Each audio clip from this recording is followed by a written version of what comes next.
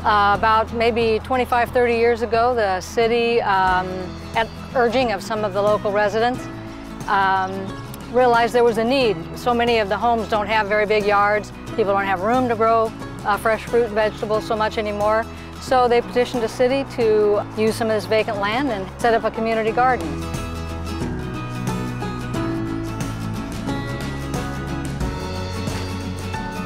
The community garden is named after my dad. He was one of the early guys. I've been here about 23 years. I'm kind of like one of the old timers here.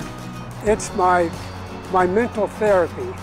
I was in the plant and flower business before this for decades. Then one day I put my arms and that was it. But I had to still play in the dirt. I come almost every day of the year that I'm here.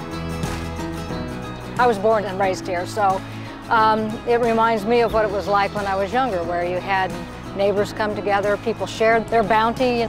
My dad used to take extra produce down to the senior center in Carlsbad, so it's shared throughout.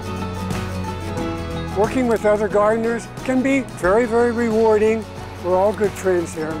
We work with each other. If I'm out of town, she waters for me, or she's out of town, I water for her, or watch her plantation. Carlsbad's community gardeners are also helping the environment. Most of the gardeners here don't use pesticides or herbicides. We try to do more organic gardening, which is better for the earth. Most of us use drip kinds of watering systems. Notice how we just water the furrows? We have this drip irrigation. It's water saving. We only turn the faucet on a quarter of a turn and it takes care of four different plots. If you had to hand irrigate all 4 plots, you know how much water you'd be spraying. And with Carlsbad's year-round sunshine, all kinds of crops thrive. Southern California, you can grow anything.